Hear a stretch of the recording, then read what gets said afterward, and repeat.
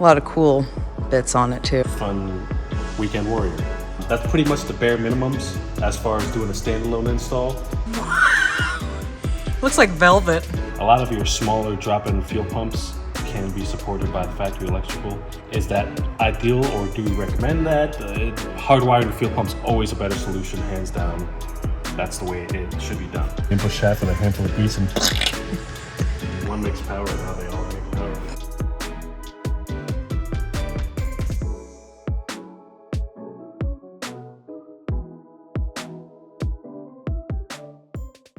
All right. Today we have Jacob's R32 GTS4. This girl all-wheel drive, right, Edgar? Yeah. So they drove all the way from Michigan to finalize some things and get a dyno tune. So essentially it's a stock RB20. It has a bolt-on 25 turbo that's had the wheels bored out, so it's essentially a custom turbo.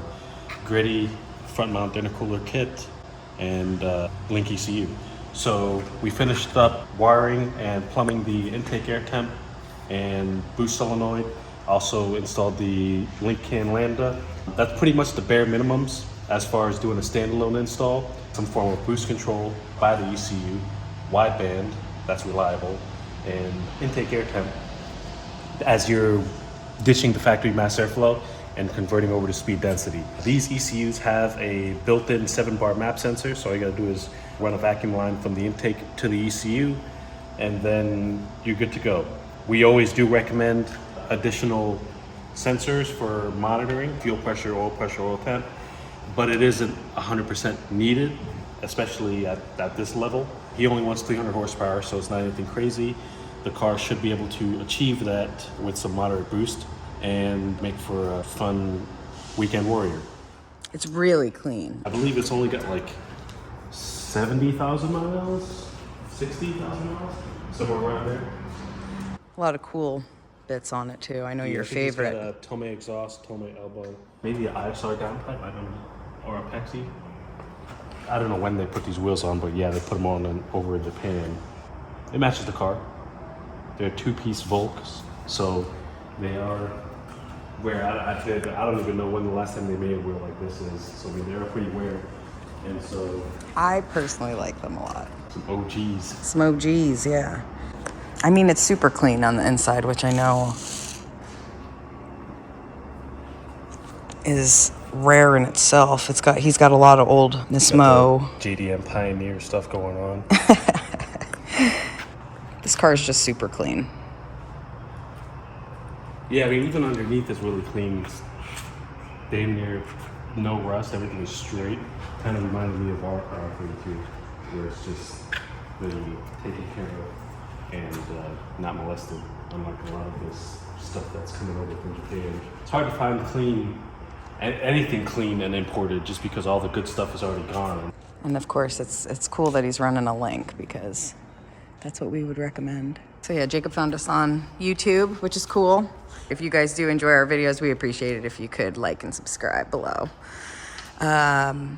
Yeah, other than that, I'll get some video over on the rollers, and I'm hoping for like 330 at least for them. Yeah, there you go, hyping the numbers up. I'm not hyping it up. I think that is pretty accurate of a number. I don't know, I have no experience with this turbo, so we'll see. One makes power, and now they all make power. Yeah, no. It doesn't matter if you have the exact same setup as somebody else. Every car is different, requires a different amount of fuel, a different amount of timing. Will they share some similarities? Yes, but at the end of the day, the car is going to make what it makes. Oh, you're famous. I'm getting you a t-shirt that says "It makes what it makes." I mean, don't ask me. It makes what it makes. we can guess all day, but at the end of the day, it's going to do whatever the hell it wants to do. Why are you trying to crush my guessing? No. He doesn't care about the number either. So that's, he just wants to be able to drive it and enjoy it and cruise, and I don't blame him. It's super clean. That's all I want to do with ours. Not you. I know you want to. I know. Trying to send that shit to the moon. You just like testing the limits, which is fine if it's on our own car. You're a gambling man. Turd's up on the lift, but she ain't broke. She just up there for now, just for storage. really. Don't tap. She break it. I didn't break shit. Not yet.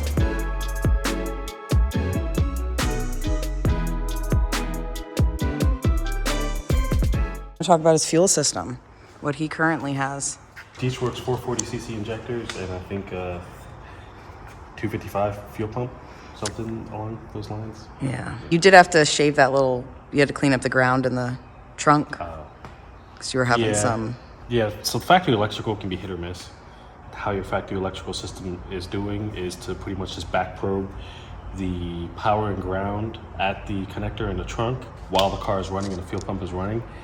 Because if you come across something like, hey, my fuel pump's only getting 7-8 volts, then you have a problem, of course. He had the same issue where I got everything done on the car, took it on the street to do a few data logs, and lo and behold, fuel pressure was dropping and the car started to go lean.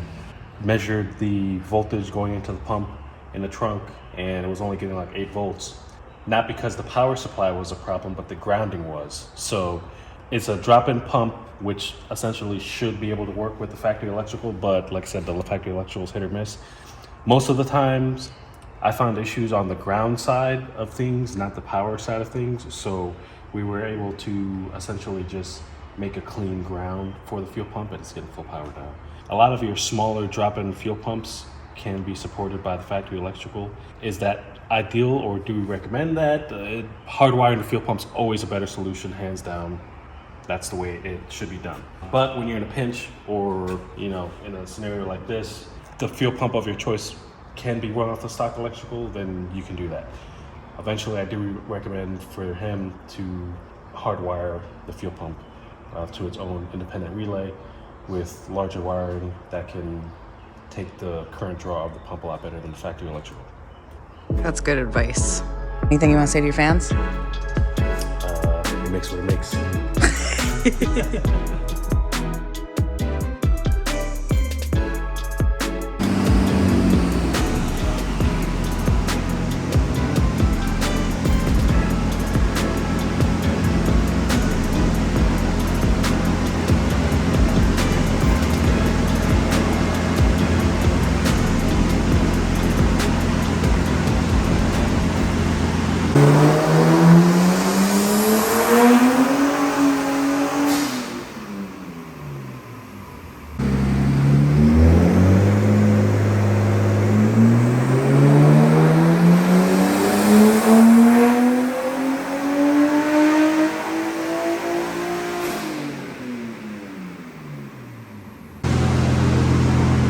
Slipping the clutch in fourth gear. How far did you take it out? Like, when did you let off? When it slipped. Oh, okay. I didn't know if you tried to ride it out. Okay. So now you're going to tune it in. Trying in third gear. Try it dyno in third gear.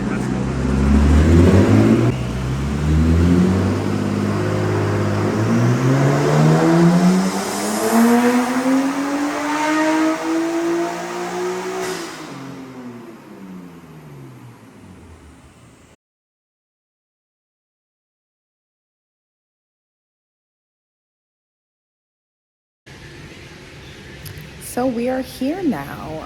Unfortunately, we're getting into a little bit of power, and looks like Jacob's stock clutch couldn't hold anything. So fast forward to now. We ordered a clutch yesterday, came in this morning. Delivery wasn't going to happen today. It was stuck 20 minutes away. I could go pick it up, but they don't open until 5:30. 5:30 to 8 is customer time. Yeah, I mean, it's actually convenient for everybody who's working except us, because we wanted to work on it today. Yeah, and we needed it now, ASAP, today. So I'll be going to get that shortly, and Edgar will continue here. Yeah, Edgar will fuck off, yeah. But anyway, so Jacob is up here from Michigan, just as a refresher. If you've hung around this long to see dyno numbers and you still haven't, Yeah. appreciate your patience. Should just let loose as soon as we crack like 300.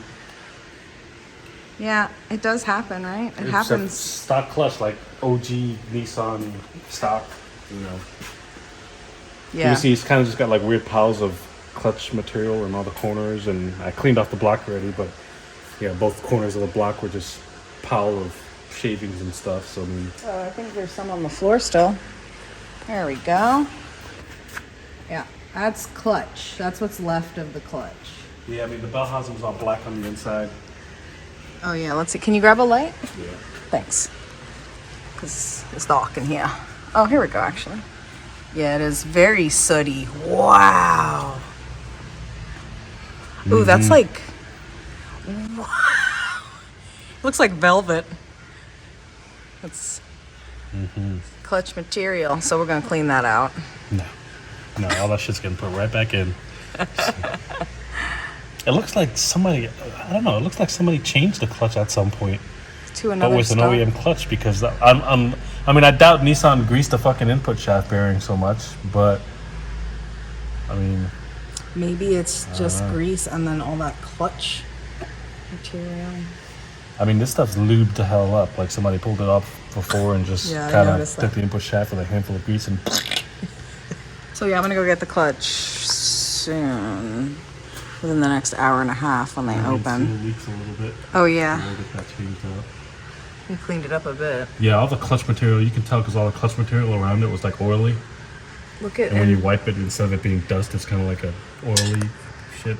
look at in the.